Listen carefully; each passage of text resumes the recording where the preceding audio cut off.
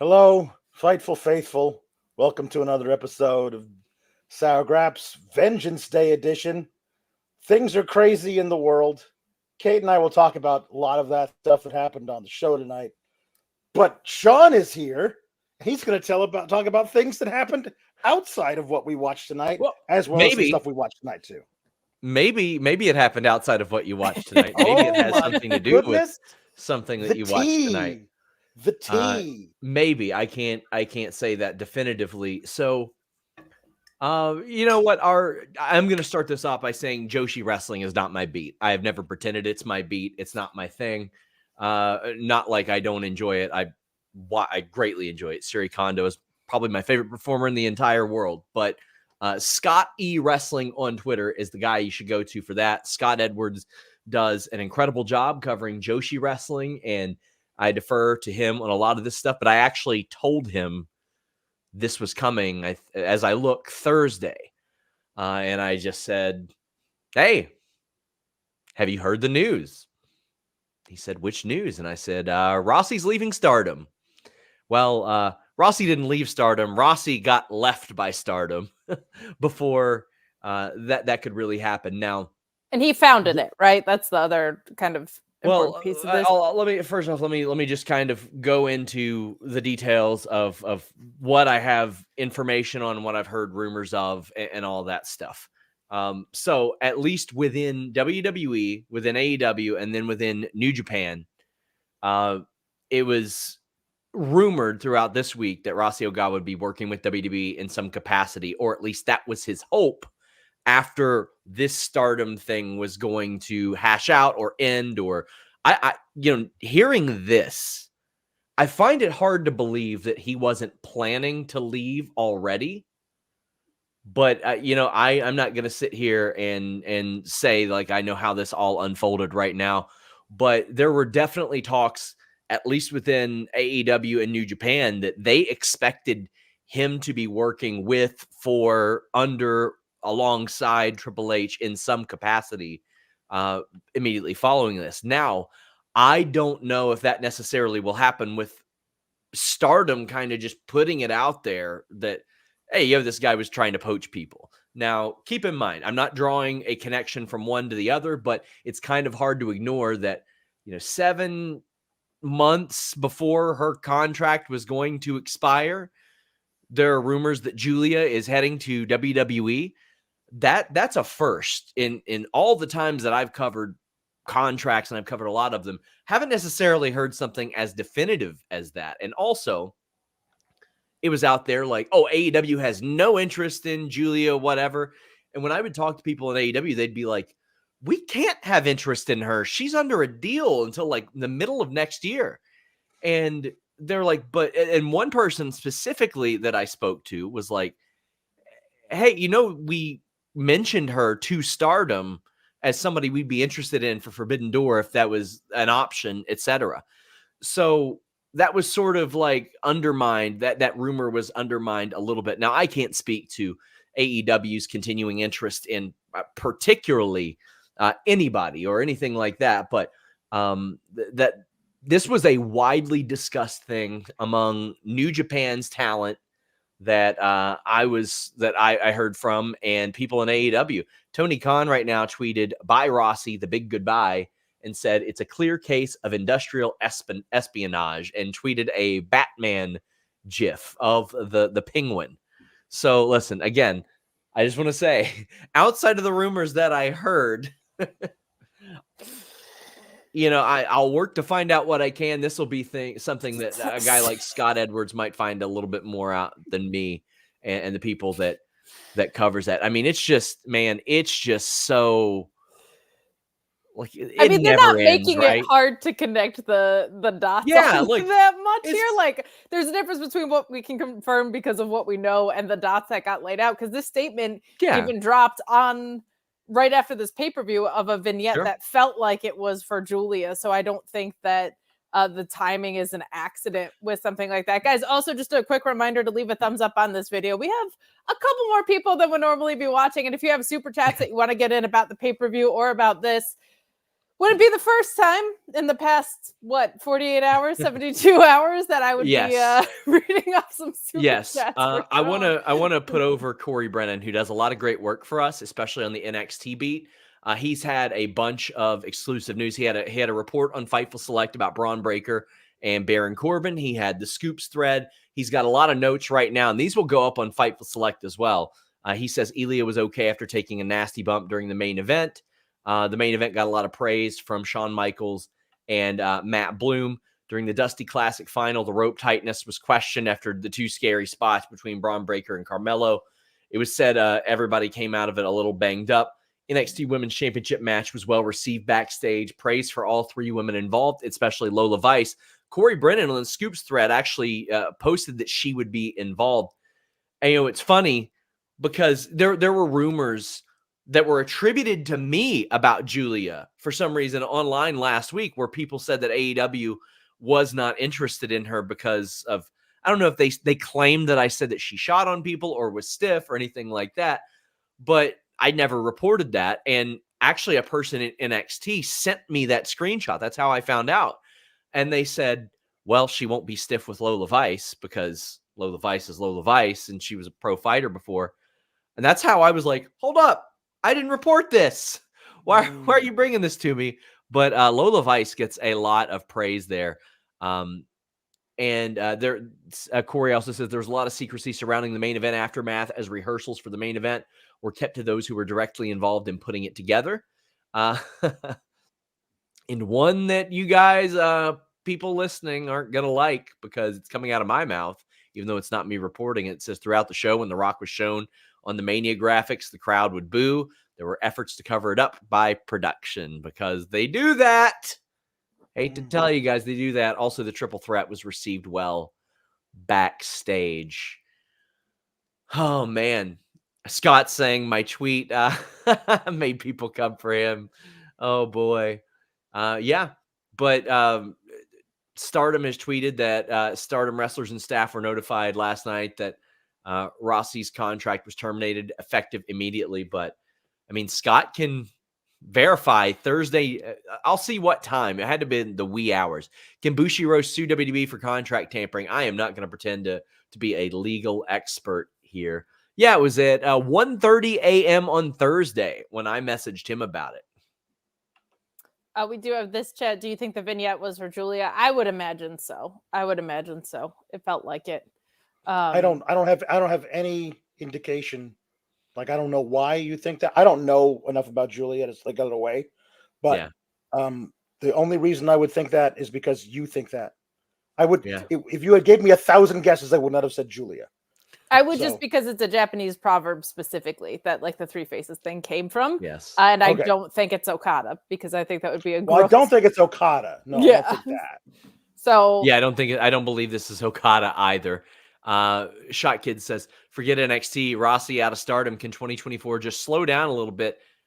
It's so wild because I've mentioned this story before, but after the crazy, like I joked with Denise, 2019 was crazy. We started working together. 2020 was crazy because of COVID.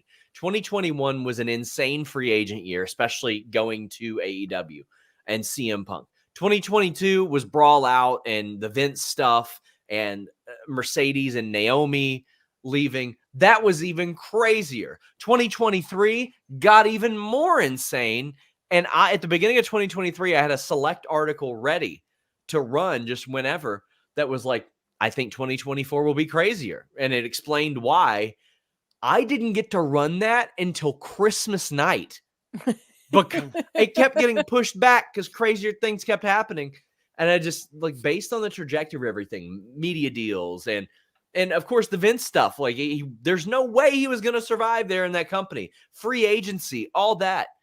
And there's so many elements of it that we couldn't have possibly predicted. We couldn't have predicted the Rock stuff. We couldn't have, I mean, you could have partially predicted the Vince stuff because he's a scumbag.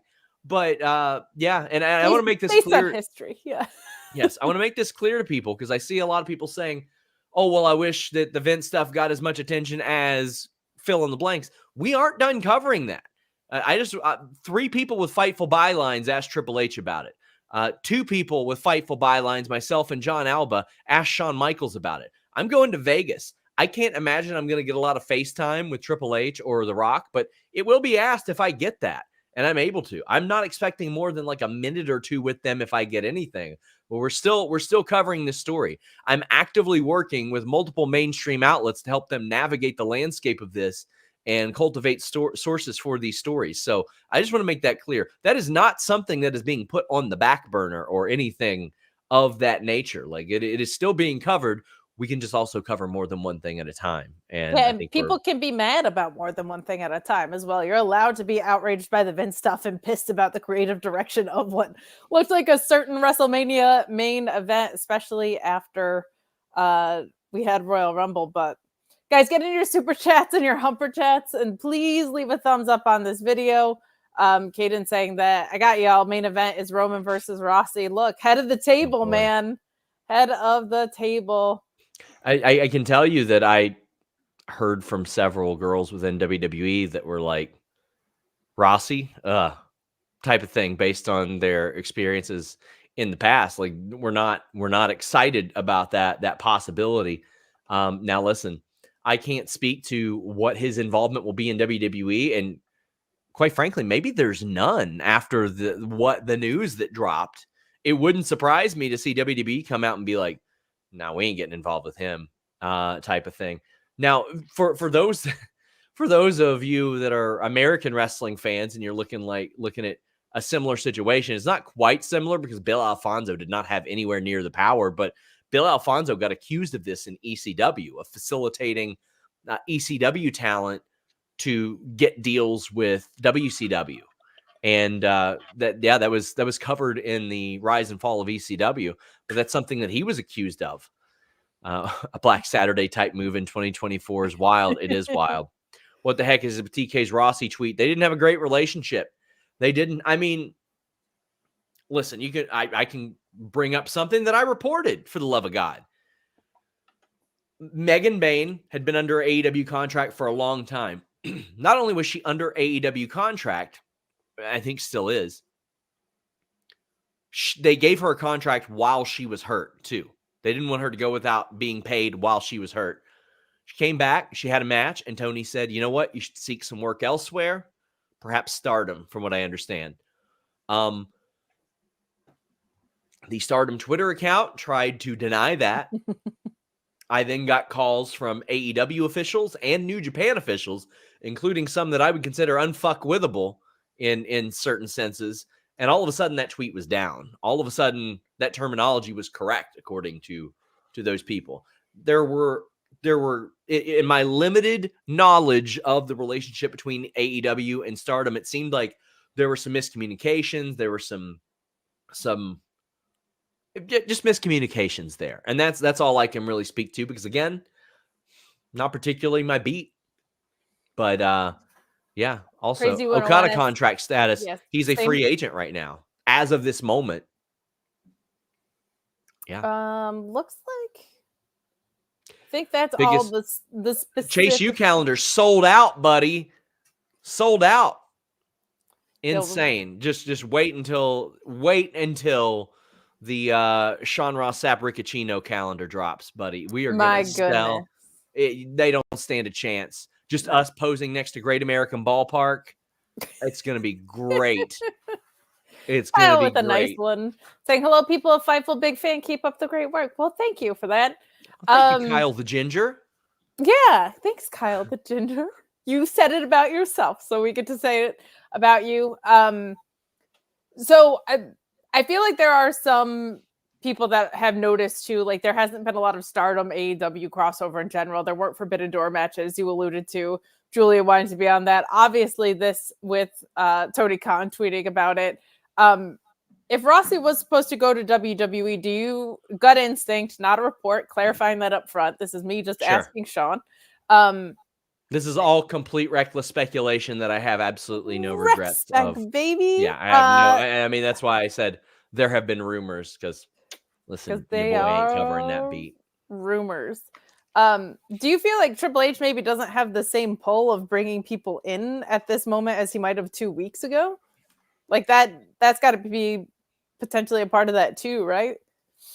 That's fair. That's fair. I don't know what the Vince stuff will do long term to the possibility of free agencies. It's just not something that I've seen yet. I can tell you, it hasn't deterred at least a couple from at least gauging interest, because we had reported that Okada had been in contact with WWE talent, and that had been since then, from what I understood. But on an admin side, like if you are under a magnifying glass of who's there, doesn't bringing more people into the fold, just in general, I would feel like maybe you take a look and pause a little bit. But that's just me thinking, if your internals are being looked at, you're probably not like, let's bring a bunch of people new in. Well, him probably, sure. Trevor L says, who is this guy? He headed up Stardom. If he's coming to WWE, is he supposed to be the new Kevin Dunn? No, that is Lee Fitting, who also had his set of issues with ESPN and was sort of, he's not allowed to win Emmys now. What role would he be filling? That I don't know. It's funny because when I was told, it was like somebody said creative out loud to me, and I was like, I don't know about that. I don't know how that would make any sense. I don't think that would be a role that he would be in. Maybe some sort of ambassador in some sense to negotiate with Japanese talent. Sure. But yeah. Wasn't he, I don't know a ton about Stardom either. I know that's shocking to people who watch the show, but wasn't he like a founding force of Stardom too? That was like his company, right? I believe so. Yeah. So I'm not going to pretend to understand the history of Stardom. I mean, he's been involved ever since the start, to the best of my knowledge. Yeah. And with who was it with? Takahashi and Kakamoto. There you go. Okay, there you go. It's gonna be wild. Until next time. Bye, guys. Bye. So Alex and I have a show tomorrow, so I'm sure there'll be some MLW scandal breaking between now and then, because that just seems to be the way things go right now. I wish I knew more about Stardom. I have no idea, like, who replaces Rossy. I don't fully know. I mean, I know what kind of his role was there, but man, that is out of left field to me, but maybe not so much to some other people, I guess. Yeah. But man, gonna be an interesting one. I'm sure Sean is gonna work to gather more information on that, and he will probably have updates on Select. And also, as far as like legal stuff, we don't want to talk about anything legal, but Jimmy always has a really great business mind. If there's questions you want to send in that are more business oriented for the hump, so stick around for that. But we're gonna get into some NXT news. And we got some chats about it, including Ryan saying the road to get there is usually bumpy, but NXT PLEs are fun. Really good in-ring. Real weird booking. I feel like we finally got a payoff in the main event, but I felt like what happened in the women's match was real weird. There's a lot of questions. This is the thing, is that I've always been apologies, I'm still under the weather. I've always been a proponent of not making your talent look dumb. Sure. And asking your talent to do things that make sense that human beings would do. That's a good thing. Always have your talent be reasonable human beings who could think more than 2 steps ahead and then do the smart thing. I always like that. So there were some things that I didn't like, but there was nothing to not there was nothing to not like about most of the in-ring work. Yes. So, there you go. That's what I was going to say about that. Orion Ben says, I'm just going to say it, DIY's takeover turn has ruined all other wrestling turns for me. The PLE was a 7.5 out of 10. With DIJAK and Gacy and Oba and Dragon Lee surprising me. No, it didn't surprise me. Those were things I knew that were going to be the highlights for me, because I didn't think they were going to do any ridiculous booking in those matches. So those matches were going to be fine. And you know how I don't like the things that when they overbook and crap. But yes, I thought overall pretty good. We seem to have a fairly like a very hot angle heading into the biggest play of the year NXT wise. So the road to stand and deliver is we're on the road, and it looks like it's full steam ahead on a road. I miss them. I miss them saying stand and deliver so much.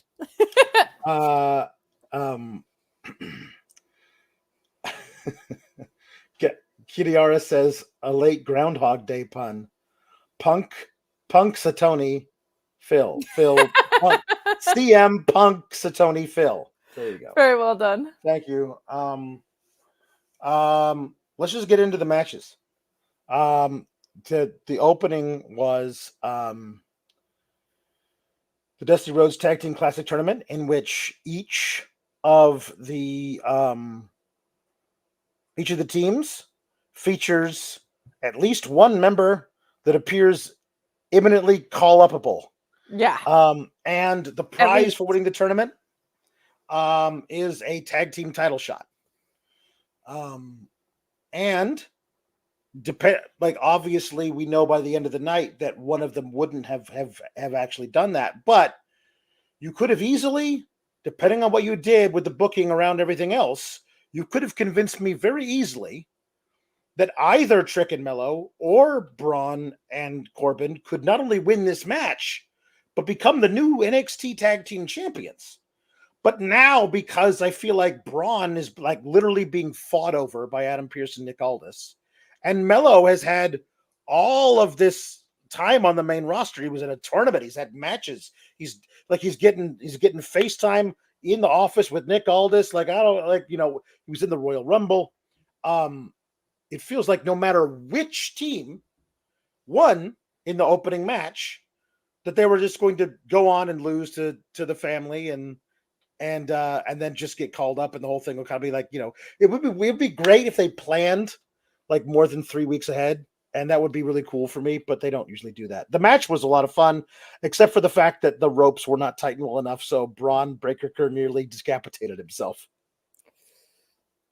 Yeah, the opening match was to your point about the booking, and our own Corey Brennan did report on Fightful Select that the tag team of Baron Corbin and Bron Breakker has been very well received, but that Bron does seem to be getting called up sooner than later. But a lot of supplementary details, a lot of complimentary stuff on FightfulSelect.com if you want to read more about that, which is always nice. We like refreshing, happy news coming out of this. But yeah, this match was really fun when it was fun and kind of scary when it was scary. The stuff that was clunky was very clunky. But the stuff that's fun is really fun because both teams have really, really good chemistry within themselves. Just the things that were worrisome were like very worrisome in this opener, but it seemed like every time they kind of got their groove going, something weird kind of clicked in. But I feel like the right team probably did win here, obviously with the main event being what it was and the post-match angle being what it was. This was the right call. They're a fun little team, and the Wolf Dogs, I'm still getting used to saying.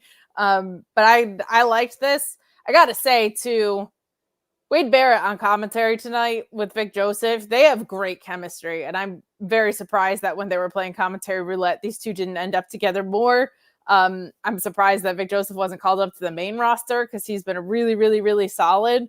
So it just surprised me, but it was really refreshing hearing the two of them on commentary tonight. Wade Barrett really did his homework before coming back into this product. He used to be a stalwart of the commentary team on NXT. Right. But his commentary added a lot, I felt like, actually, to this match. But he was talking up about how cool the War Dog's name is, and I loved him saying, like, out of these two teams, you wouldn't have thought that the conflict would be with Trick and Melo and not with these two if you had taken it back a few weeks when it felt like Trick and Melo were on the same page and Bron and Baron Corbin were not on the same page. I like that he called that out. I thought that actually added a lot. So, a roller coaster of a match because of those tricky spots. Glad everybody, it sounded like banged up, but not as injured as they could have been with what happened. But I also like starting pay-per-view cards with high energy tag matches. Rampage used to always open with one of those. Like, I like that starting a show, that vibe, that energy. So this was fun. The match rundown also, I don't think the full rundown, but the main event and the opener were also reported by us on FightfulSelect.com. Thanks to Corey Brennan. The spot in question, Bron running the ropes. He leans really hard when he hits those ropes. He throws his whole weight in there. His head went underneath the top rope and snapped back because the ropes were not taut enough. And later, on the other side of the ring, Melo tried to do a springboard off the middle rope, and he didn't get any lift off of it. Yeah. So, like, the ropes were not like, and Barrett brought that up. Like, I don't know if these are regulation ropes here in Clarksville, Tennessee, as though like they hired a local firm to bring in ropes from. These are Clarksville ropes, not these good Orlando ropes we normally have. But yeah, those was a little scary. There were some moments that seemed very just unfortunate, that like the amazing spot of Trick suplexing Trick and Melo, Trick carrying Melo in a fall-away slam position, suplexed them both, but Trick stood there for like a 4 Mississippi, waiting to be handed his tag team partner, and then turned around so that Bron could like just drop him. In the time it took you to turn around while carrying him, set down your partner. Like, it was a really cool spot, him throwing him, but all the work you had to do to set it up, kind of like, it's like, I really wanted it to feel like it flowed more. The parts of the match that really flowed were great. The parts of the match that didn't weren't, and that's unfortunate because I think all 4 guys are really good. Just didn't feel like they had it in their bones just this whole match. Yeah, like the parts that were like disruptively so, which is a bummer because it felt like every time they kind of were grooving, they got taken out of it. But Shabu again, Sagas. It's true. Being granted a shot at the specific belt means nothing in NXT. We have an example of a singles prize leading to a tag title shot and vice versa 2 years ago. Yeah, and a tag team prize leading to each member of that tag team in a triple threat. So with a singles champion, neither of them won. I would do this. I would have Bron sign a contract with Raw tomorrow, and like, but I can't come up right now, Mr. Pierce. I have to go down in NXT. I have the shot of the tag team titles. And Adam Pierce says, why don't I get on the phone with Ava and see if I can get you guys a shot at the undisputed tag team titles? I wouldn't mind seeing Braun and Baron have a title match with Finn and Damian. Like that's they're not going to win either of the matches. No. So why not do it there anyway? And I don't want to see guys going back and forth. I just don't. I want a call up to be a call up. Damn it! Like the way it used to be. Back in my day, when you got called up, you stayed there. Damn it! Back when call-ups were man. Thank you. I can't do that with my voice right now, so thank you. You're welcome. I agree because I also I don't know, like when people the draft is stupid because it never holds, but like when people used to get called up during the draft and it felt like an authentic moment and people were really excited. Like I love that energy around it. I really appreciate that energy around it actually, because it feels like you got called up in kayfabe to something, but like there are some real life-changing things that happen when that happens. So I kind of like that. But the big thing for me is I don't love it, but I have a much bigger problem with if you're working heel in one place and face in another. And it feels like Carmelo just turned heel on Trick and is working babyface on the main roster. So I don't like that. But we'll have to see. We'll have to see because Trick appeared on the main roster too, right? So right. Yeah, that was a very odd spot. He had never appeared before. He ran in, got a huge ovation from the SmackDown crowd. Yeah. All he did was save Carmelo from a beatdown. And then Carmelo tried to shake his hand and he pushed it away. But by the end of tonight, they're not friends. But they were friendly through the entire night tonight. So the push away of the hand was like a false start, like of the breakup, which was weird. And I thought for sure Trick being on SmackDown the day before the Rumble meant that he was going to be in the Rumble, which he wasn't in the Rumble. So that was a very weird thing. The finish of the match was that Carmelo, who was the legal guy, pushed. Well, he didn't actually. He stepped in front of Trick Williams. And Trick Williams, I guess, was so scared by watching his friend take a spear, who was the legal man, that he voluntarily rolled out of the ring and then remembered that he was not the legal man. So he needs to get back in and break up the pinfall, which he could not do in time. And I was like, that the way that is laid out makes him, you got to make sure that Carmelo shoves him really hard to get him out of the ring, because if he gets out of the ring of his own volition, then it's his fault they lost, because he needed to break up the spear pin from Bron. And it didn't look good at all, the finish of the whole thing. Also, it calls into question literally everything else that happened tonight. Yeah. Why would Carmelo Hayes save his friend from being speared if he was going to try to murder him with a chair later? I don't know. What's weird is, to your point, I thought maybe what they were going for here was a swerve when they drove their way to the main event. But it didn't work, and the final shots was, because they know no other way, seemingly, was Carmelo blaming the crowd about it, which makes no sense. This is your fault. Yeah, this is because of all of you is such a weird thing. And it feels like the only reason you have, legitimately have talent. Trick worked 2 matches tonight, which is something that I think you try to avoid in most cases, would be if those 2 things affected each other. I think because the end of this felt a little bit clumsy, it didn't feel that way. Like if, I don't know, if Carmelo had gotten hurt, and just as an example, like if Carmelo, they gave him a fake injury and he was like, man, every time I try to help you out in some way, I'm getting hurt, whether it's physically, whether it's you taking my title shots, whatever. Like there was no connective tissue. Obviously, they could try and do something by Tuesday, but it felt like they went so far out of the way to swerve us here that they kind of boxed themselves out of being able to do this. In Rick Abani saying, what are we talking, EPL soccer? The ropes were Tottenham. The ropes explains the joke for people who don't know this, is that they were floppy. They were floppy. I don't know what that means. I don't know why I started reading super chats. You're in charge. I guess when there's a scandal, I just always feel like it's my job to run super chats. Ryan Cicchini says that he loves the Aldous Pierce dynamic. I do too. I think it's really good. They're like rival GMs in like sports, not in wrestling, because that doesn't make any sense. Yes, they are obviously rival GMs, but like in sports is what I mean.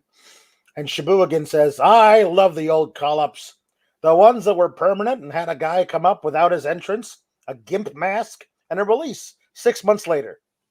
Now, I mean the old ones. Like the old ones. Like back in my Rollins, Finn, Biggie. 2018. Damn it. You came in, you stood in the crowd, and you stood up during a takeover. They were called takeovers back then, and the crowd, but like, woo, Andrade's here. Won't that be great? And then he came out, and he had some matches, and then he got a title match, and he won the title, and then he was a champion for a while, and then he lost the title, and he went up to the main roster right afterwards, like God intended. That's what I meant. Hey, DIJAK and Joe Gacy had a great match. What do you know? Yeah, this was everything that I wanted it to be.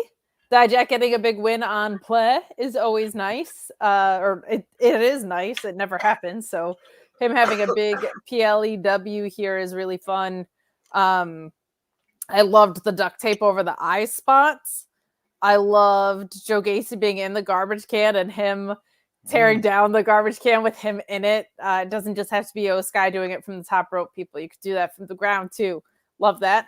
And I loved after the match, Joe Gacy. This almost feels like when Liv Morgan was just like the crazy maniac who loved pain.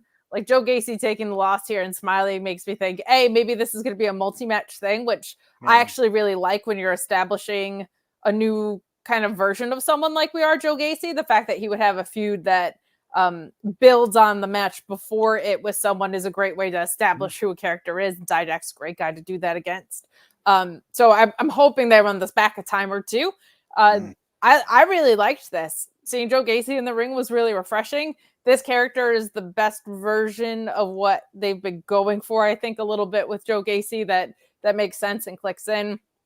DIJAK is at his best in stipulation matches, honestly. He's just really good from a psychology standpoint, from an in-ring standpoint, from a pacing standpoint. Some of that is just having the match length time that is afforded.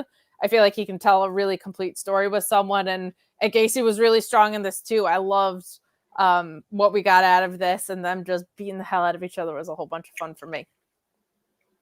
Yeah. Line Drive says, I got to admit, seeing what the creative chaos of a CZW death match in NXT was fun as hell to see. It was fun. I have, you know me, I have nitpicks. No way. I do. I loved the idea of, I'm going to set up a table and then put a bunch of Hot Wheels and action figures and army guys on it. Loved that. However, if the spot to break the table is set up right by the turnbuckle, like I'm going to jump up and do a springboard, but you're going to shove me off and I'm going to use the springboard to get extra distance and land, then you put the table in the wrong place. Because he landed right on where the legs were. If you put the table in a different place, then he would have actually landed on all of the toys, which I think was the point of the toys being there. Not just like also be on the table when he breaks it, but for like them to be underneath him when he lands on it. Anyway, other than that, and the fact that I still hate the hang spring clothesline, and I don't want to see it ever again. Yeah, no, that's so silly. Maybe this, you know what I love? I love when a guy changes his finisher because somebody else figured it out in a way that means I don't want to ever do that again. So maybe doing the handspring and turning around and getting a nightstick to the gut is maybe the thing that makes Joe Gacy go, never doing that one again. Thanks there, DIJAK. I'll figure out something else. But this was fun. I did enjoy DIJAK while blindfolded with duct tape, hitting his version of the GTS, the Feast Your Eyes, and then feeling around for the body. For the pin, yeah. That was fun. I like that a lot. Very, not Karate Kid. What's the movie with the blindfold and the, not Karate Kid, right? What's the movie where he's blindfolded? Cobra Kai? Anyway, I think he's blindfolded in one of the Karate Kids. I believe so. Yeah. Okay, maybe that's what I'm thinking of. Here's the problem: what I actually think of is when they make that a parody in Dodgeball, and then I can never remember which Karate Kid like movie it is. But yes, that was very fun. Agree with you on the nitpicks. The first time I remember seeing that was very early in my wrestling fandom. It was Punk and Jericho at WrestleMania, I think. And Punk had the anaconda vice locked in, and Jericho just kicked him in the back of the head. And you saw like a shoot reaction of Punk a little bit, like he smirked and then just adjusted his body away. I also love that. And I wish that happened. I wish Jay Lethal did it when Ricky Starks countered the lethal injection. Like, people, once they get that figured out, should want to change it, especially when there's a piece of it that's so superfluous. So agree with you there. It is still kind of silly, but overall this was fun, and I like what we're getting out of Joe Gacy, and I like getting to see Joe Gacy wrestle. It's nice. Yeah. All right. This section of the document is just entitled "These Effing Calendars." Apparently, the ones being sold at the venue are different than the ones being sold online. The ones being sold at the venue, the first run, are like bikini shots, and the ones being sold online are more tasteful. But You tell me all about the obvious problems. I have a different problem because I am sick in the head. No, I love your problem. Are all women who work for NXT also Chase U students? The title of the calendar is The Women of Chase U and features Carmen Petrovich, who I believe is not a part of Chase U, and I'm going to say the name that they wrote down, even though that's not her real name. Adriana Rizzo, who I know for a fact is not part of Chase U. Big Ange, which is her actual name, is not a Chase U student. She is working against them by trying to figure. She would have the whole thing where like, tell Mr. Chase he's got to talk to Tony T. It wasn't like tell Mr. Chase in my class. Why are all of the women who are not part of Chase U in Chase U in the calendar? That made me lose my mind, and obviously it's still lost. But you can talk now about the more broad implications. Yeah, and look, I said this last week, and I'll say it here. If you're someone that can separate what's going on from what's happening on the show, and this is just like a fun Divas throwbacky type thing, old Saved by the Bell episode thing, that's awesome. You are more than welcome to feel that way. But for me, watching this, I talked about this for 3 hours that was the Cody stuff. But I talked about this at length, right? Everything going on with Vince and the idea of exchanging money for women's bodies right now to support an institution, and the head of that institution feels gross to me. And it feels to me like they probably should have just scrapped the whole idea. Most people don't seem to feel that way. Most people are having fun with this. I'm not. And it's probably because this is my job in part. And it's probably because I am very aware and sensitive to things like this. But I just think that's not a great position to put your talent in either of, hey, this news just broke and I work for this company and now pictures of my body are being exchanged for money in real life by consumers and in kayfabe. Like that just doesn't feel good to me at all. So, and there's not really like a way to take it back if you have physical ones. Like you can't, it's not like, oh, we'll just do 11 months of the year. Like that's not how that works. So I don't like that at all. And I also have a problem with Big Ange being in this. One, because they got her name wrong and called her Adriana Rizzo, to your point. And two, not only is she not at Chase U, she was actively feuding with Chase U. Chase U won the titles from the D'Angelo family for like a week and then lost them back. So she should hate them. She should not be fans of them. And yes, not everybody in NXT goes to Chase U. So either they're all very good friends with someone who's mean in JC Jane, or like if they do go to Chase U, that maybe should have been spelled out to us earlier. That's all I'm going to say. Also, we'll just do this one now, where Riley, who's not part of the show, drove all the way to Clarksville to ask if Thea Hale would be his Valentine, and she very awkwardly said yes. And then Lexis King apparently also drove all the way to Clarksville. I feel like these were all pre-tapes that they did at the PC, and none of these people were actually in Clarksville. But anyway, Lexis King didn't drive. He slid his way into Clarksville on his chair. He sat sideways on a flatbed truck that on his throne, just driving on the interstate. But he very skeevily hit on Thea Hale, and then he and Miley Osborne got into a huge punch up. Yeah. Put up your dukes. Not Duke Hudson, the other Duke. Put up your ducks. Put up your ducks. Put up your ducks. This is Duck Hudson. Hello. Damn right it is.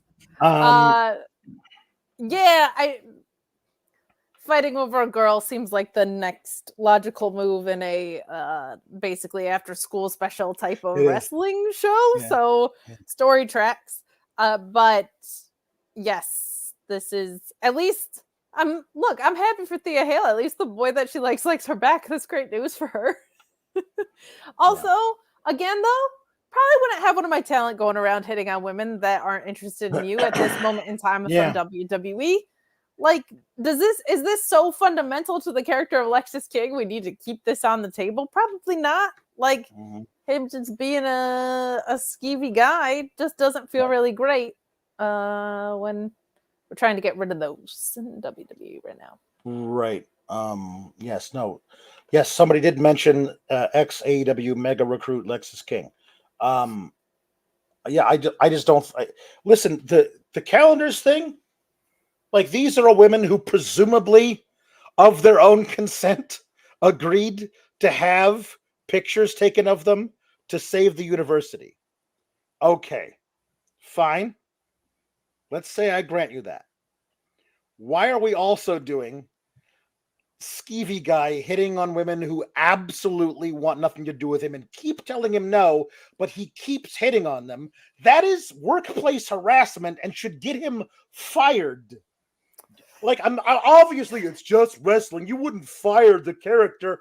No, you wouldn't. So don't have him do a thing that would get him fired in any workplace. That's, I don't know. Yes, and you brought up a good point. We talked about it a little bit last week, but since we're bringing it up again, we should reiterate it this week. They did present the calendar angle as something that was like JC Jane felt they almost framed it as like a women's empowerment thing. It was her idea. Everybody kind of agreed to it. So I do give them credit for that, because this would feel really weird if it was like Mr. Chase pressuring them to do it or something. Right. This was like all led by the women of Chase U and their friends. So that is important. That is actually a really important distinction in this. Lexis King just being gross is just not necessary at all. Yeah. Okay. The family defeated Out the Mud. Yes. And with Jaida Parker. This was fun. Tony D'Angelo got to throw some big dudes around. Did not realize Big Ange was from the Lucha school. Yeah. She did a hell of a frog splash. Lucha Ange. Big Ange, Big Ange, Big Ange, Big. Remember Kalisto? Yeah, of course. But yeah, no, that was fun. And they won, and it was utterly inconsequential. And now we have them move on to face Bron and Corbin, and I assume will be a one-off. Probably at, what do they call it? Roadblock on March 3rd, 5th, whatever it was. Whatever one that is, the 5th. They're blocking roads. They're blocking roads. The roads will be blocked. So they'll probably do that match there. Braun and Baron will lose, because it'd be really weird if they won. And then Braun will get called up to either Raw or SmackDown. That is most likely what is going to happen. It kind of doesn't do a lot for Out the Mud. Jaida Parker looked great. Yeah. Big Ange looked great. She has, very, like, this is just, you couldn't get any more nitpicky. Mm-hmm. Like, her hair is now blonde, which looks lovely. Mm-hmm. But, like, if you're, like, a mobster, you should have, like, those gross, like, chunky blonde highlights, I feel like. Mm-hmm. She looks very pretty, but that's not Big Ange. Big Ange should have, like, the Real Housewife looking hair highlights. Like, but hair you can pat. Like 4 inches from your skull, you're just patting your hair. There's a lot of that. It's out here. Einstein levels of traveled away from your head.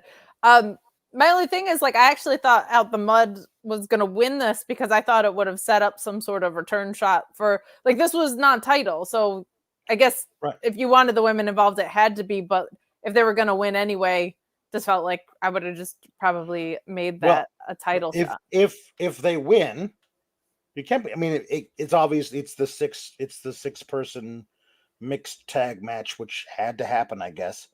But if Out the Mud, their group wins, then they get another title shot. And I don't like I complain about this weekly on the main roster, that that Shayna and Zoe were named #1 contenders on the 1st of January. It is now the 4th of February, have not gotten the title match. So I would much rather them not be dealing with Out the Mud while they have a title match coming up versus Bron and Baron. If Out the Mud want to attack them after they beat Bron and Baron and reignite this, I have no problem with that. You want to do that? That's fine. I think that Bronco and Lucien are getting better and better in the ring. They have this really they're freak athletes at their size. You know what I mean? And so that's really interesting to watch them just like leap from it's a very odd way to like describe, but like they don't move the way dudes that size normally move. Correct. Yes. And so that's kind of fun to watch. I want to see what they're doing from now on. Agreed. Okay, so there was a really cool video package for both Roxanne and Lyra separately. Yes. Which I thought was kind of cool to like tell each of their stories moving into this. But I did love like that they showed they showed everybody else winning the titles. While after she lost hers, they showed Indy pulling it down. They showed Tiffany winning the title. They showed Becky winning the title. They showed Lyra beating Becky. And it was always this thing of like, this is where the title has gone since I lost the title without ever losing the title. And I like that they focused on that because that tells her story better. And I was like, holy shit, they might actually put the title back on Roxanne. And then the match to start with, I thought was going really well, motoring through it. The how do we say it's the obligatory, I'm gonna hit my finisher on you, but you're too close to the ropes, which is what I thought happened when she hit the pop rocks on Lyra the first time. Oh, she'll be able to reach up for the rope. And that's how we're going to continue this thing. And Roxanne got really close, and maybe she doesn't make it because of that kind of a thing, whatever. But instead, Lola Vice music hits, and she comes out, and I think Tatum was under the ring, but they didn't get her coming out of under the ring. They did not. So yeah, I don't know if that was intentional or not. Like I don't know. But she stopped Lola, and they fought over the little the at a glance, as you call it. Sure did. And Lola Vice kicked her in the head, and then Tatum waited around for her big moment later in the match because Lola came down with a referee and then handed her contract to another referee who started the match as a triple threat. And Roxanne justifiably was like, no, don't do this. Don't do this. I've got her. I'm going to beat her. It's going to be great. And then Lola cashes in. Roxanne was not hurt. No. Not in any way. This was also really fairly early in the match. Like what? Yeah, they were. Wade Barrett even said on commentary, he was great tonight. Genuinely, he was so good. Like he's so good. He's really, really good at this, and that's not just like the disparity between him and Booker. Like he's just very, very good at this. He said, like, I don't like the execution of that. I would wait until they're both essentially like more gassed out. Like I would wait till deeper in the match. And I appreciated him calling that out because I had that thought too. But I guess the counter argument is like there were a couple of near falls. So like maybe the match wouldn't be lasting that long. But I was then not as surprised by the ending because the heel wasn't taking advantage of anything here at all. Yeah. So she started a triple threat. Now, Lyra had just taken a finisher. But it was early in the match, which is why I knew the match wasn't ending now. If it had been 12 minutes in, I would be like, okay, maybe this is... But Roxanne wasn't tired yet and had taken very little actual damage. Lyra just took a finisher, but you knew she wasn't getting pinned by it. So for Lola to cash in now, I see people trying to be like, well, Seth Rollins cashed in, made a triple threat. In Mania 31, everyone thinks it's the greatest cash in of all time. Well, yeah, because Brock and Roman had been beating the absolute crap out of each other for like 15 straight minutes. And when Seth came in, you knew he had the absolute advantage because he's fresh. Neither guy is. They're both taking a ton of damage. it was the perfect time to take advantage of that fact. Lola came in. If you're going to do it like this, hell, do it before the first bell rings. Like if you're going to do it this early. So also now, she's a heel, so she should be waiting till the most devious of moments. I will say, I thought that the triple threat was really well done once it started. I thought Lola did a really good job. It showed that she actually belongs in this kind of conversation. Roxanne was great. I loved Lyra getting taken out immediately by one of those kicks, and that was just Roxanne versus Lola. My fear through all of this was they were going to have whoever won pin Roxanne, and I was like, you just can't do that to her. Not after all of this, please, please, please, please don't do that to Roxanne. But I really liked the way everything came out until the very end, when Tatum Paxley miraculously recovers 5 minutes after being kicked in the face and runs across the ring to take out Roxanne so that Lyra can pin Lola and retain her title. I just didn't like the way that felt. I feel like I'd much rather have Roxanne hit the pop rocks and Lyra run in and shit can her to the outside and get the pin on Lola, because Lyra's desperate to retain her title. That doesn't make her a heel. She wants to win the damn title. I always am in favor of the people within the actual match deciding the match, as opposed to somebody who's on the outside. Just if I never see somebody on the outside decide another match, I won't mind. Honestly, I never have to see it again. The good in it is, one, it feels like we're headed toward a Roxanne heel turn or her becoming unhinged. And this is another situation where she didn't really lose it, right? Like there's a story there of, I didn't really lose it in the ladder match. I didn't really lose it here. Like the idea that she could have won it one-on-one quite possibly, but then between Tater Paxley and Lola cashing in, it's like she's stifled again. The other thing that's good about this is it does, if you want to, there's a story there that you could very easily set up a rematch of Lola and Lyra if you wanted to. I think that's kind of fun because Lyra at no point has wanted Tatum Paxley to interfere on her behalf. So they could have her banned from ringside and she sneaks in, which I wouldn't like, but it does say it's kind of counterintuitive to the fact that she cashed in on triple threat, but you could do a return shot because it didn't go the way that it was kind of supposed to. You're right in that the rest of the match was laid out pretty well up until that time as well. Like I think all of them did a really, really good job. Roxanne continues to shine. It does feel like they're steering back toward the Prodigy story a little bit more and away from the I have anxiety. Like that was just her only character trait for so long.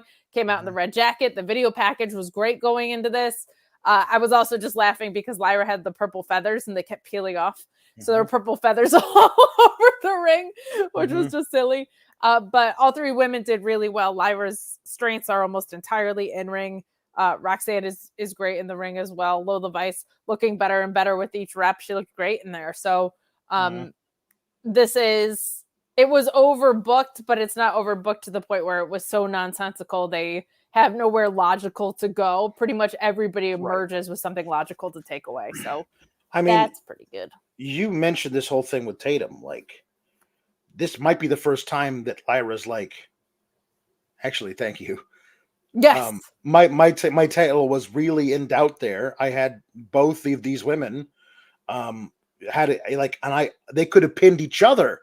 Like I needed to figure out a way to get the victory or I was going to lose my title. So thank you. But you're going to need to tell me what this is all about. Because like, thank you. But also you're still freaking me out. So please tell me what this is about. And maybe that gives them the reason to have Tatum actually tell us what the hell's going on, because they still haven't done that. Also, I like that we immediately got Roxanne and Lola brawling. The one she blames is not Tatum. The one she blames is Lola because she thinks she had Lyra beat and Lola came in to cash in and Lola didn't even get a title out of it. So like you ruined my title, me getting my title back for nothing. So Lola versus Roxanne is a great thing to come out of this as well. I just selfishly hope that happens very soon so that if we get Bailey, Dakota, and Blank versus Sure. Io and the Kabuki Warriors at Elimination Chamber, the Blank in the babyface team could be Roxanne Perez. That's just my hope, and I want the things that I hope for to come true. I would love that, but Alex, I don't know if I would put money on that. Well, I don't know. Would you? I don't know, because right now I am ill-informed on such a thing. But if I was going to put money down, I would seek counsel the same way that Cody Rhodes sought counsel in The Rock. But hopefully my counsel would not lead me astray, because it is very reliable, has the earliest opening betting odds. Bet Online is where I would go. What's up, you guys? Sean Rossap, Fightful, here to tell you about Bet Online AG. The highest credit card acceptance industry-wide, 25-plus year track record, safe and secure online environments, payouts in minutes, the fastest in the industry. You can bet big with their high limits and rebet functionality, the earliest line, so odds open before the competition, the industry's best bonuses on every qualifying deposit, and we're talking on everything. Wrestling, they got it. MMA, they got it. Boxing, they got it. But hey, you know what? I know we're Fightful. We don't just live for that. Football, basketball, baseball, hockey, racing, esports, anything you can think of. Not only that, this is exclusively where Fightful gets our lines from. If you hear us talking about lines on a prediction show or on our post shows, it is always from BetOnline AG. Please bet responsibly and only bet what you can. BetOnline.ag. Well, A&R says, did BetOnline have odds for how pissed everyone was going to be after Friday? I don't think so, but I'm pretty sure the betting line was holding pretty strong. I'll say this. I asked Sean, because so it was 3 hours on Friday if you weren't playing along with us. And Sean joined at the top of the show. Alex came out of the bullpen as a fresh arm later in the show, which I very much appreciated. I asked him, I figured things were going to be heightened and that people were going to be upset about it. I was like, did you think it was going to be like a 3 hours of super chats level of this? And he said, no, I didn't see that coming, basically. And I was in the same boat where it's so funny because we've been asking for The Rock and Roman in a sense. So I didn't think people were going to be so pissed, but I really think because they had Cody win Rumble to then do this, we really got inundated. So, odds were much higher than I think they would have been, but who am I to say? That's what Bet Online is for, but I don't think that was one of the things that they had a line on. Yeah, I don't think they had that one. No. Shibugan says, I don't watch this product at all. Is Lola Vice's gimmick that she's the dumbest person alive that can't figure out the best way to win? It might have been better if she hadn't turned on her best friend that she was just pretending to be best friends with until after she was going to cash in. Like, now that I'm the champion, I don't need you anymore. Goodbye. Because maybe Elektra Lopez could have run a little interference on old Tater. Sure. Maybe that. Also, maybe cash in once both women are hurt. Or how about this? Cash in after one of them wins, as opposed to during the match. I mean, listen. Yeah, it's tough. But Joseph Kirai says the crowd was so behind Roxanne tonight. As a huge fan of hers, I want her to win every title match she's in. I still don't understand what they did to her. I don't at all. We'll see how that goes. All right. So, black screen. Just some title cards that come up as you hear the sound of hard-soled shoes walking with a lot of reverb. Man has three faces. One the world sees, one his family sees, and the real one no one sees but reflects the evil he truly possesses. Line Drive says, my only guess is the three faces is it Tian Sha tease? But it's only because I can't remember when Wendy Chu got hurt. Dragon Chu is back! Dragon Chu! Dragon Chu! Dragon Chu! Dragon Chu! So you have Old Dragon Lady. Yeah. You She's the have evil. Sleepyhead. Yeah. Yes. Who's the third? Well, Just no. you. Tian Sha, which would be, she would be the evilest one. The one that every world sees maybe would be Boa. The one his family sees because that's his dead dad. Is what's the kid's name? Oh, what was the kid's name? Dante Chen. Dante Chen. Remember? They were doing makeup on each other like 3 months ago, and they never actually paid that off. That's like, right. They were backstage comparing I thought when you said Dragon Shoe, I thought you meant Dragon Lady, Sleepy Wendy, and that there would be a third persona. Could maybe just be Karen Q. Just Karen Q. Yeah, Karen Q. That would be nice. I miss her. I miss Wendy Chu. She's fantastic. Yeah. Shabugan says, I assume NXT teaser The Rock is coming in to steal the title from Dragunov. Obviously. He does have that three faces thing, though.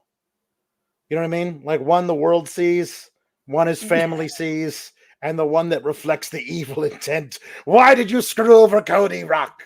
I'm kidding. Ryan Cicchini says there's no way it involves AJPW, All Japan. I don't know. I don't know. I've given it's February 4th. We've had like 6 scandals. I give up. So I have no idea. I don't know what's going on in wrestling anymore. I just want to watch people beat each other up. Yeah. Bonus baby. This is an old joke from over a year ago, where we wanted Wendy Chu, the lovable character who falls asleep a lot of places, to meld with her old character, which was a 5,000-year-old dragon lady who breathed fire. So we wanted her to be Dragon Chu. That was.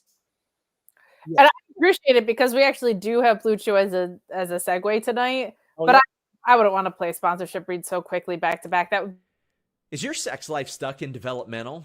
Well, get ready for a call up with BlueChew.com and the code FIGHTFUL. Same active ingredients as Viagra and Cialis, but how about this? No awkward in-person visits, no trips to the pharmacy. It ships straight to your door in a discreet package. But let me tell you, your package is not going to be discreet when you use Blue Chew, and the code FIGHTFUL helps give you that confidence, that performance to take you straight to the main event, if you know what I'm saying.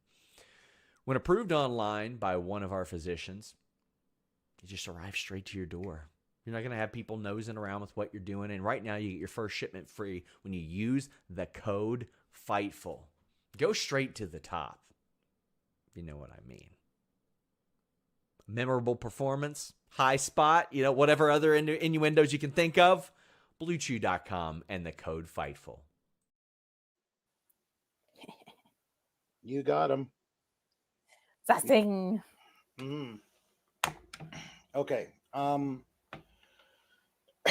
Wait, is there another one that you're supposed to do later? Yeah, but that one's special, so I don't want Okay, good. I just want to make sure you didn't forget. You asked me and Louise to remind you. I did. Okay. I did. But that one that deserves its own spotlight. Right. Carolina says, I've seen people suggest that this could be Bo Dallas. To be honest, it piqued my interest. Like, I mean, I don't know if I want to see Uncle Howdy exactly, but like the sound of those boots did sound like the boots Uncle Howdy wore. I don't know. I would like for them to use him. That would be nice. I would like for them to use him if they signed him. Yeah. So you know who is going to be used forever and ever and ever is Obafemi, because he's really young and he's the greatest thing in the world. So an absolute 22 to 25-year-old phenom. He is somewhere shy of a quarter of a century in age, and my God. He is definitely in his early to mid 20s and a star. Yes. Sincerely, though, this is what he and Dragon Lee were so good together. He's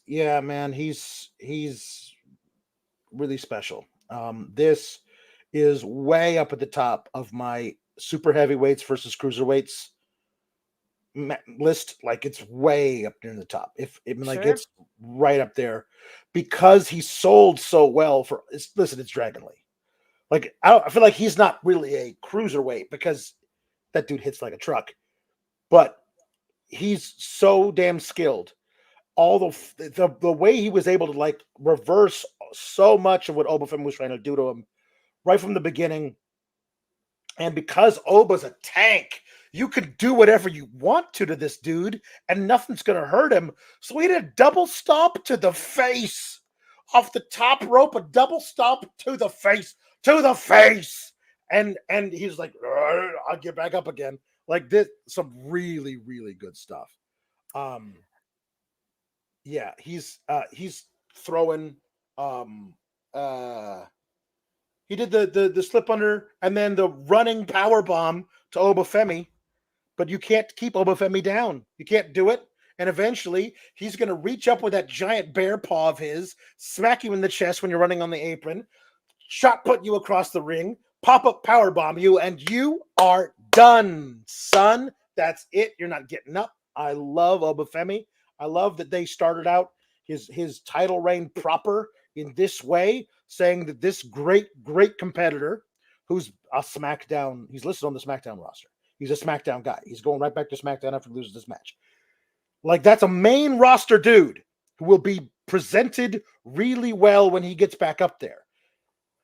Gave his absolute best to try and win back the title that he got taken from him, and he couldn't beat him.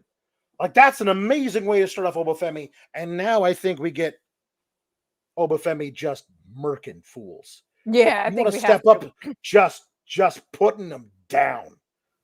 Great stuff, man. Great stuff. Corey David said that Obafemi is the future and Trick is a star. We're gonna talk about that too at the end of the night, but what I'm always so impressed because I actually felt this way about Ronda Rousey in her first run. Mm-hmm. I thought, man, for someone who did this for real and was a legit badass in UFC, mm-hmm. her selling I thought was really incredible considering how much she dealt with the actual version of it. I'm always so impressed with someone this young to this manages to grasp the psychology. I mean, this was a lot of Dragon Lee, honestly. Like, he was doing some really clever countering to your mm-hmm. point, but like to understand the selling and the facial expressions and the pacing and stuff this early in their career is really impressive. And to your point, I love that somebody that is going to be a main roster stronghold gave this fight to him and lost, because it kind of gives permission for the rest of the roster to mm-hmm. get eaten alive a little bit. Like, he should yeet Lexus King back into respecting women, as far as I'm concerned. Like, he should be tearing through guys. And this kind of, this is the booking that I like to see. This is when we are like, HBK should go to jail for this. It's not this. This stuff I love because it gives permission for that aspect of it. And that makes me really happy until he runs into DIJAK or until he runs into Baron Corbin, who gets some wins after splitting with Braun Breaker or whatever. Like, mm-hmm. I think it's really good to do that, especially with a title like this, because his defenses can just be squashes, almost like the Miro trajectory of what was TNA, where he was just ripping through dudes until he wasn't, ripping through dudes until he wasn't. Like, there's some really fun stuff you can do. Really, really special guy. Really special guy is Obafemi. I really actually appreciate, because he showed up, he was shot putting couches. We were like, that dude rules. And then he went away. And we were like, where'd he go? That guy rocked. They were obviously doing a lot of work with him, and he was obviously working his ass off because it paid off here tonight. And what do you even say about Dragon Lee? Like, really the perfect dance partner for A, someone so young, B, someone of that size. And I just love that, to your point, he's a really hard-hitting luchador. So it wasn't like, oh, I just escaped it and I'm doing cool stuff off the top rope. Like, it looks like he's capable of making an impact when he hits someone, but Obafemi is just too damn much of a force. And that's a really fun story to tell. And it's something that makes sense on a return shot of a title win as well. Like, this was really, really fun. Aces from me. I'm very excited about what Obafemi holds for the future here. Yeah. I can't say enough things about him for like now and in the future. Dragon Lee as well. Like, just said, let's go out there I'm gonna hit you as hard as I can. You're gonna shrug it off. You're gonna look like $1 trillion. Like it's really really great stuff. I'm very excited for this. And also, look, Dragon Lee belongs on the main roster, anchoring the good half of the LWO. That's where he belongs there. He's already got a story ready made for him to step in and do that. I think that's awesome. And like I would look forward to him versus Santos starting that feud up again because they're really great together. So Dragon Lee is 28 years old, by the way. And he is either only 3 or Right. 5 or 6 years older than him. We'll never know. But he just is such a aware wrestler of what his job to do is. And I appreciate that someone, I mean, he's extremely experienced for someone that's 28 years old. But he looked like such a veteran in there. Let's not forget that he's just at the beginning of probably the prime of his career as well. It did a really good job in there tonight. Yeah. Obviously he's so damn good. And has been for years and years and years, since long before he was knee high to an Obafemi. But yeah, apparently, officially, Obafemi is 25 and will be 26 at the end of April. So I go by what his mom says. The mamas know. The mamas know when they don't lie. Yeah, so there you go.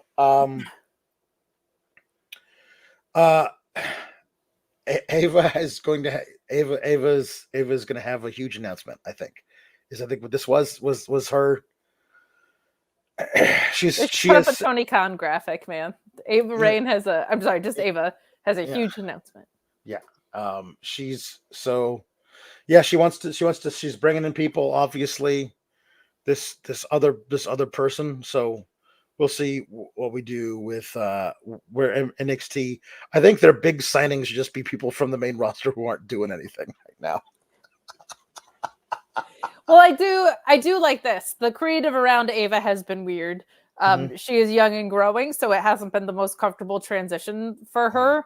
But what I do like is that she's like, hey, I'm in the GM fight. I'm not going to get shown up. I really appreciated that. I'm not going to get showed up by Aldis and Pierce. I've got some punches to throw myself. So I appreciate that they did that with her because I felt like I wonder what the job interview process is like. It made me concerned that cult leader sidekick gal would now just be the GM. Felt very jarring. But I do like that she was like, I got some tricks up my sleeve too. I really did appreciate that. So hopefully they give her something to work with and we get to see growth and improvement there. It also sounded like, based on FIFAselect.com, William Regal might still be peripherally in the picture, and who better to be under the learning tree of than that guy as far as an on-screen authority figure goes. So hopefully we get to see bigger and better things for Ava Rain as well. Yeah. Corey David reminding us, Obafemi is backed by Destiny. It was foretold. That's right. Yeah, I love that guy. He rules. He's just great. He also has cut a promo afterwards saying he will be the North American champion forever. And I think that's true. I don't think he's ever. I think it's true too. I just want to address this. Rock Hard Joel Wood. Kate, why do you think the video of NXT is Julia when the first line is a man who has 3 faces? Because I would like to think that we don't have to be so literally translated as to that can't be a human. Well, it might not be her, but you would like to think that. But this is WWE that we're thinking about here, and I wonder if they would pick that phrase for a woman since it says he a bunch of times. If they want you to think it's Okada, maybe. What a swerve. Maybe they do. Shabugan says, if you ever want to see unfettered Dragon Lee, go find Dragon Lee versus Will Ospreay at Dominion. The best, craziest time in history. I'll do one better, says Luis. Dragon Lee versus Hiromu Takahashi. Yeah, Dragon Lee has been doing amazing stuff all over the world for years and years and years and years. He's great. Okay. He's incredible. So, after backstage in the trainer's room, they're checking out Melo. He's like, man, why did Why'd you push me out of the way and take that spear? I had to protect you. I had to protect you and keep you 100% for your match for Ilja tonight. I had to do it. Yeah, we didn't win this house, but you're going to go out there and you're going to beat Ilja. Says, I know. You want to go out there and do it yourself. No, says Trick. This time, I need my brother with me. So that when I win, you could be there with me and I could share that moment with you. And Carmelo was like, great. This was definitely not what I expected. So how do we go from this to what happens at the end of the show? Because I don't know. The match, of course, between Ilja and Trick is great. It's great until they started to add crap to it. Just don't add crap to things. Let's let them be great. Because Trick has improved so much. Like you were talking about most improved. That guy might be the most improved I've ever seen, because we were watching when he had his first match, and Lord Almighty, that dude was green. Kermit the Frog can't hope to be as green. He was this. That dude was green. He is no longer green. Very green. He has gotten so much better. And it was almost an issue because of how much it was taking off from the promo side of things. Like, there's a really tricky thing in wrestling, and it's nobody's fault. I don't think. But, like, if somebody catches fire the way that he was starting to, as, like, the Carmelo sidekick role, and people are hot for it, but the rest of your presentation and ring prep, whatever, isn't there, you're in this very weird middle ground because you do not want to let go of that momentum. Organic momentum like that is lightning in a bottle, but his in-ring wasn't ready there, but they found a way to sustain it. Good for him. He put in a ton of work because he is a different guy than who we saw at the beginning of NXT. This is like the only really rewarding part of reviewing NXT, because the creative is never for us. It's when we get to see the Tiffany Strattons and the Creed brothers of the world, and people like Trick grow leaps and bounds in a very short amount of time. Obafemi's his own example. That's like the really fun part of this. And we're going to talk about what happened in this main event. But Alex, I'm so thankful I work with you, because I feel like I'm never worried about lending a voice to something.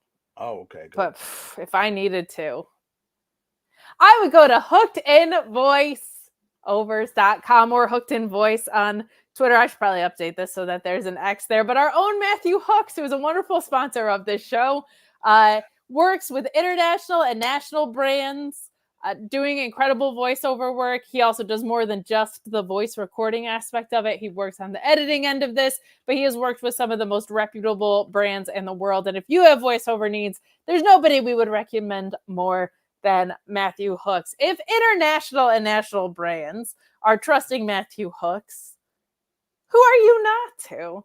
Head over to hookedinvoiceovers.com or follow Matthew Hooks on Hooked in Voice, or email him right here. But a wonderful supporter of the show, a wonderful supporter of Fightful. He also supported the Fightful Awards, which we appreciate. So thank you for deepening your investment in us, Matthew Hooks. We appreciate it. But sincerely, we always vet our sponsors beforehand.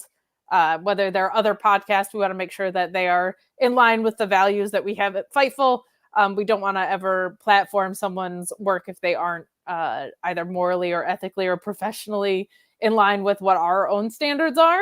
And I went out and checked out Matthew Hooks' stuff before we ever invoiced him, and he's great. So in a world where we have no fun and have never done a single voice, thank God we have the outlet for Matthew Hooks. Yeah.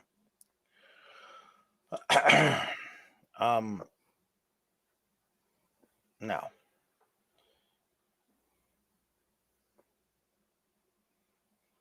Obviously, he's going to cut the promo after this. Carmelo Hayes on Tuesday will cut a promo saying it's all you people. You chose Trick over me. You forgot who I was, that I am him, and all this stuff. See, I understand the jealousy being the overall reason for him attacking Trick back in October, but playing coy for now 4 months. 4 months, 3.5 months playing coy, and playing coy during the match tonight. Doesn't make a lot of sense to me. Yes, I do think upon second viewing of it, when both guys are outside the ring, and he very oddly steps up to Dragunov and puts his body between Dragunov and Trick, and then takes a wild swing at Trick, a wild swing at Dragunov, where if Dragunov doesn't duck, he gets Trick disqualified. That he intentionally swung high, knowing that Dragunov would shove him and he could throw his body and do an inadvertent chop block to the back of Trick's knee.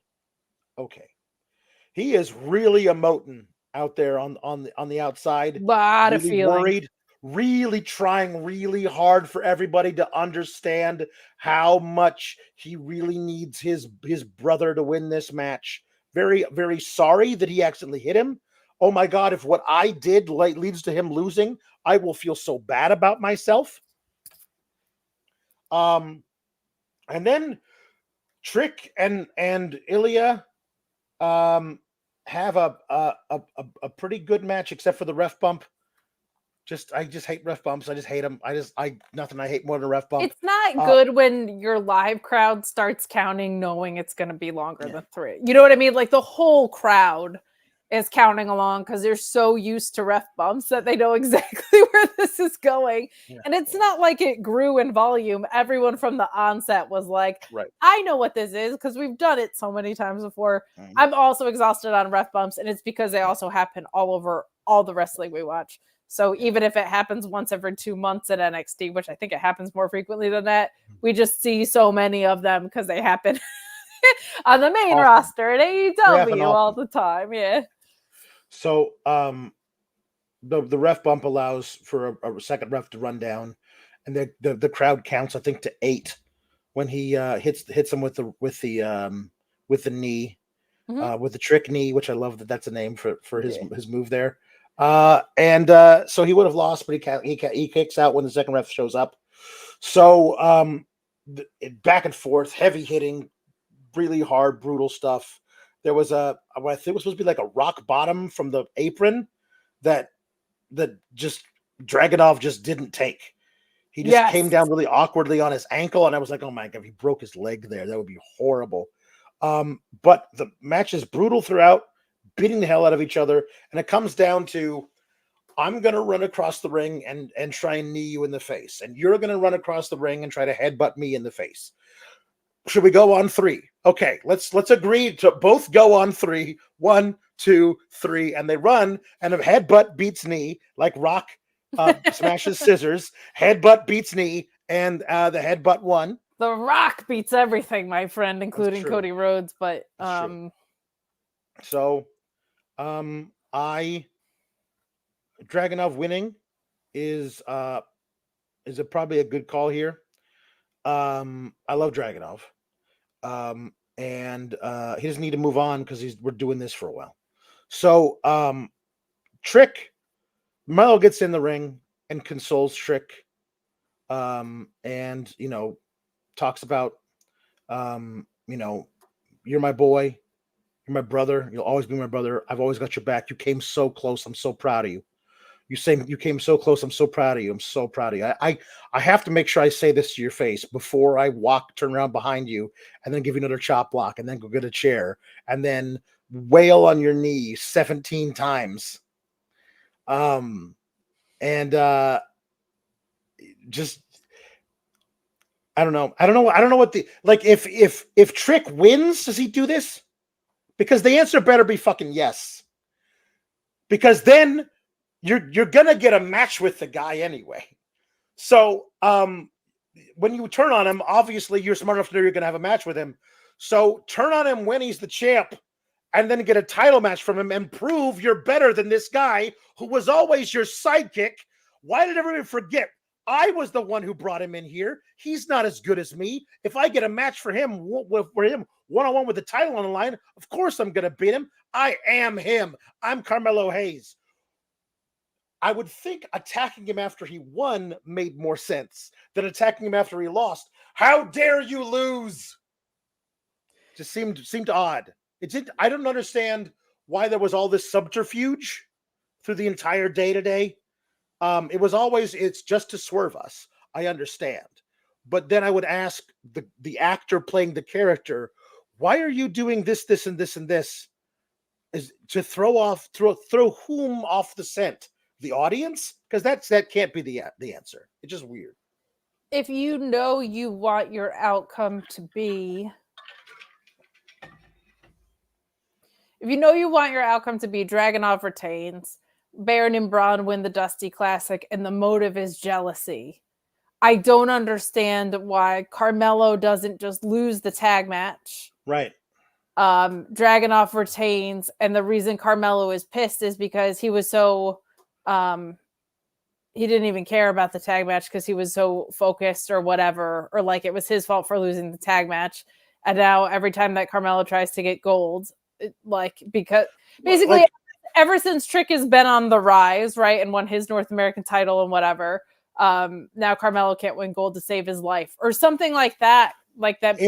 If Trick wasn't, his heart wasn't in the tag match, and there was a specific moment where Carmelo went to tag for him, and he wasn't there. He's distracted, and he's not there because he's thinking about something else. And it's like because Trick lost them the tag team title match that he got them in the tournament for, not title match, but whatever, the tournament finals. Maybe then, but he specifically pushed Trick out of the way to take the brunt of the spear, knowing that he himself was the legal man and would be pinned. That does not speak to, I really want to win these tag titles with you. It's fine. It's wrestling. It's whatever. Now, here's what I think we're going to do.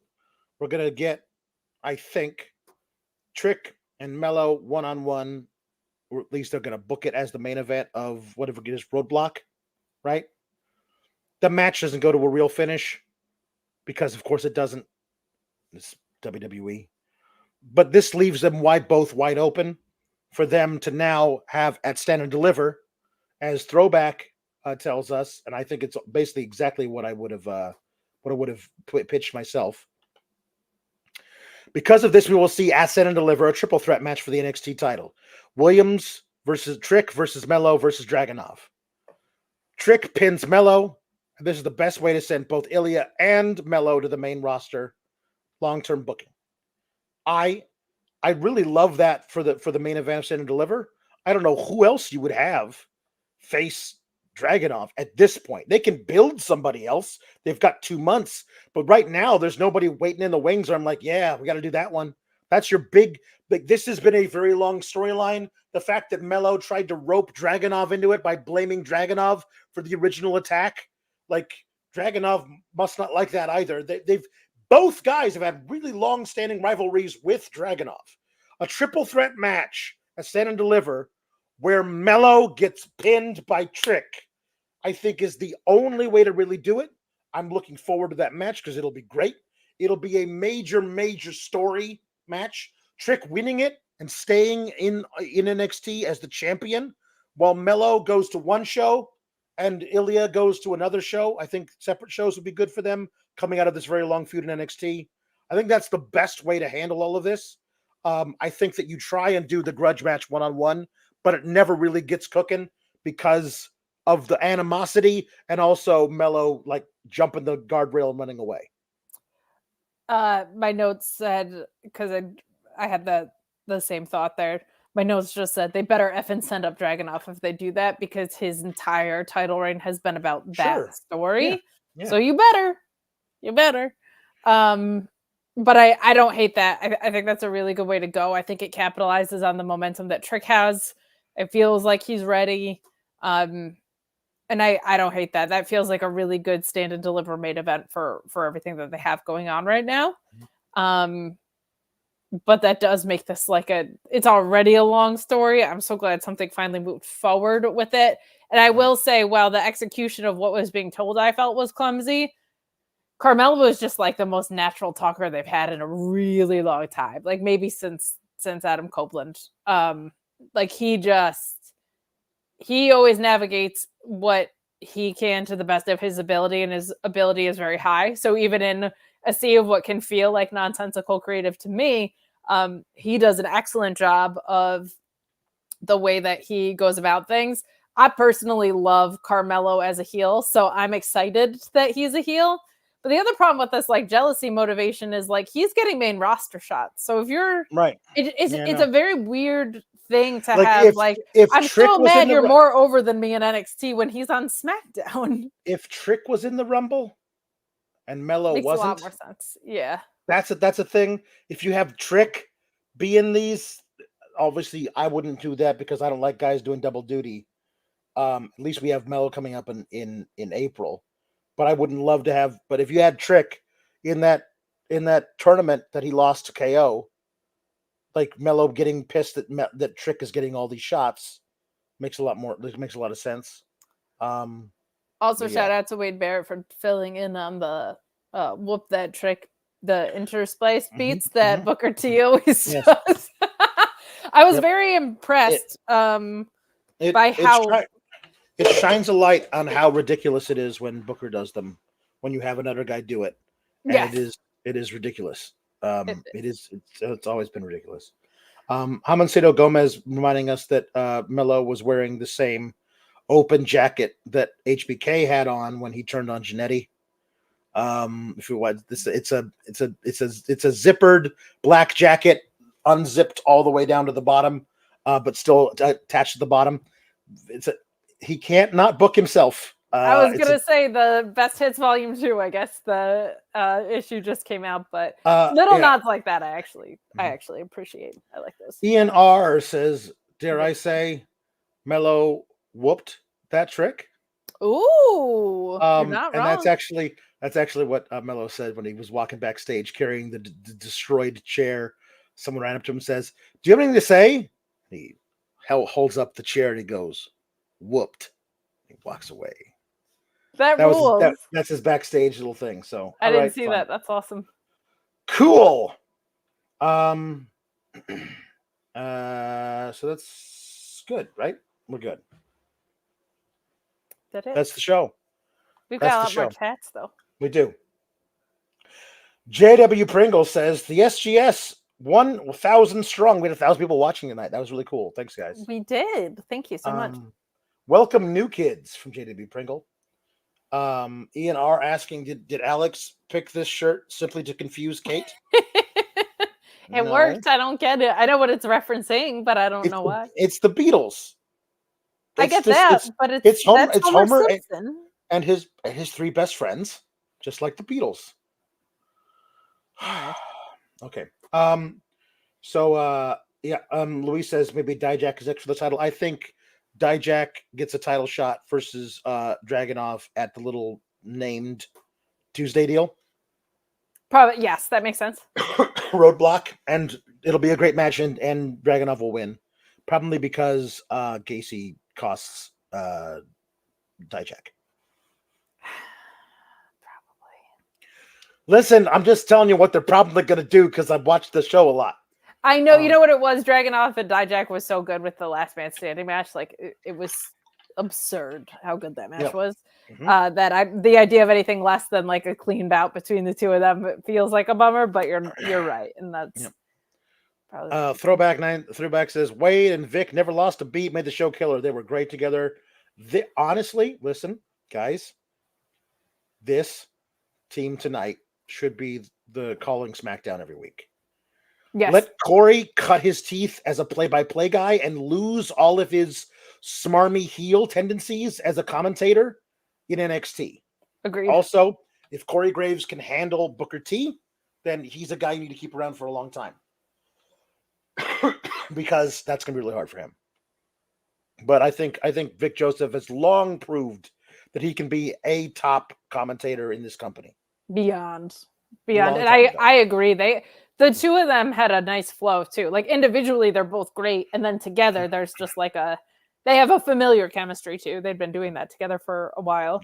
But I was very impressed how Wade Bear jumped back in without missing a beat. Like he was really right there on everything tonight. Really good stuff. Made it much more watchable, truly.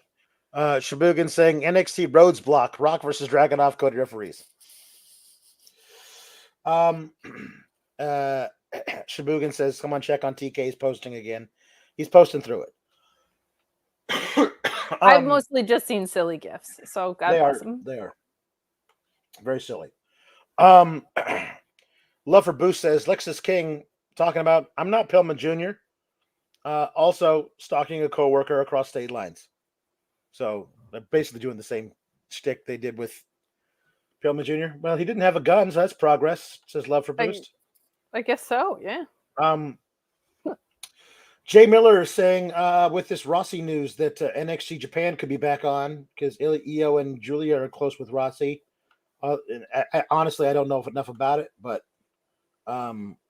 if I'd have to say we have to wait for all investigations to go through, including the feds. The Fed being investigated by the feds. You have to wait and to see who's still breathing after that's over. Alex Ramirez saying that I just learned that Get the Flick Out of Here is dead. R.I.P. But you want to tell the people the good news?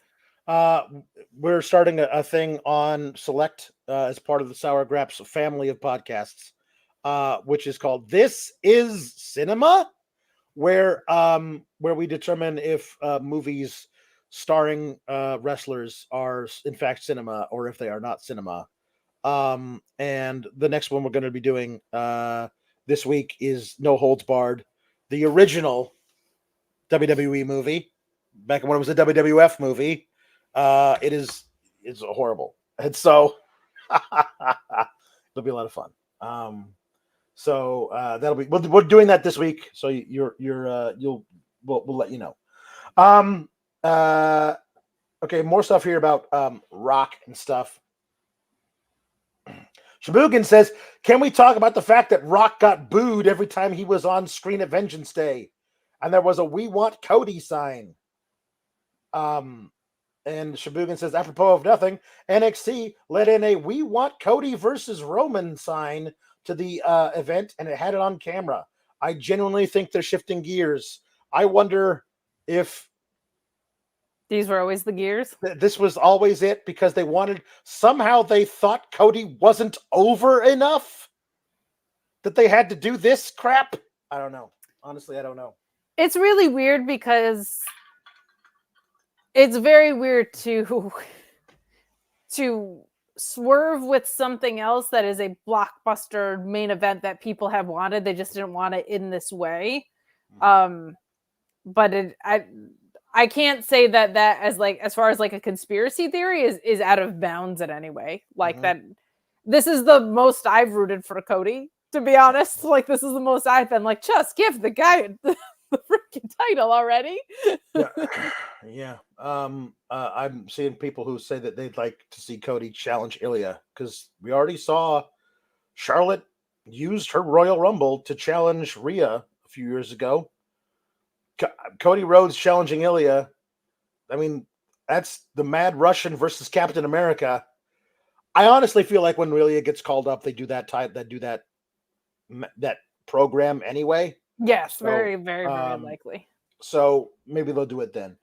Alex Smith saying with the main events being Rock versus Roman and Seth versus Cody, where does that leave the winner of the men's chamber? I honestly think they're doing the chamber for the U.S. title.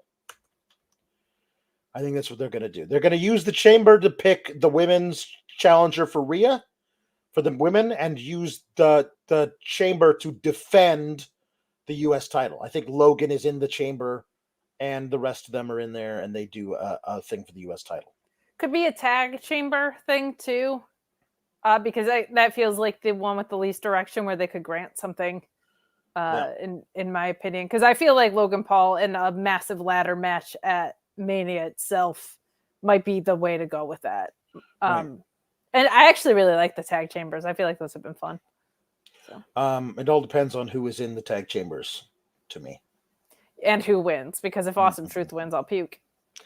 Shibugan says, I don't think they planned this, but the Palace Intrigue keeps something else in all caps off the front page, especially if this comes to a head on Thursday. They're going to try as hard as they can to make sure nobody is talking about that on Thursday and for as long as possible. People can write multiple stories, and also business publications don't give a shit about Cody Rhodes. Sorry, but the Wall Street Journal isn't like, man, this is rough. Like the publications that are going to be breaking the news about the scandal and the business side of this don't care. They just don't care. Also, Cyclo brings up a good point. They're not doing the tag belts in the chamber because Finn, that's right. Finn and Damian are facing the winner of R-Truth and The Miz, who are definitely winning the 4-way tomorrow, versus Pete Dunne and Tyler Bate. And Pete Dunne and Tyler Bate are losing to R-Truth and The Miz. All right, cool. We have one jukebox, and that's it. And then we're going out. We're getting out of here. We're going home. Yeehaw! All right. This one is new to the rotation, but I think probably should have been here a long time ago. This is Drew McIntyre singing "All Star" by Smash Mouth. Hold on. Come on. There we go. Here we go. Okay, here we go.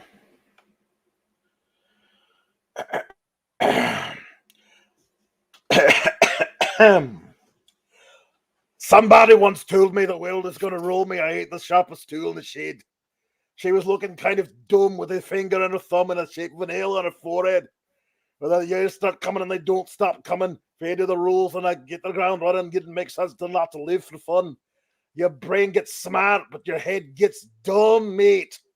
So much to do, so much to see. So what's wrong with taking the back streets? You'll never know if you don't go. You'll never shine if you don't glow. Hey, new, you're an all-star. Get your game on, go play. Hey, new, you're a rock star. Get the show on, get paid. And all that glitters is gold. Only shooting stars break the mold. I prayed for this and it happened. All right. We did have this one too, by the way. 2024 said Fightful wasn't busy enough. $5. Yeah, we're like 6 scandals in. It's February 4th, 5th now. And Ian Riccaboni says that Pretty Deadly in a pod together would be pretty titillating. Am I right? It would be. They're like the only talent whose newer themes I really like the We're Pretty Deadly. Oh, like that's like an old ABBA cut. Like a B-side of an old ABBA single. It's great. It's great. It is. All right, everybody. Hopefully this thing with my throat is better tomorrow when we're going to talk about Cody Rhodes having a bull rope match versus Shinsuke Nakamura, because that is a feud that desperately needed to continue. So come to Fightful Select tomorrow night to watch us talk about that. Back here on Tuesday to talk about Carmelo saying, "All you people." Until then, keep cool, gabagools. Toodles.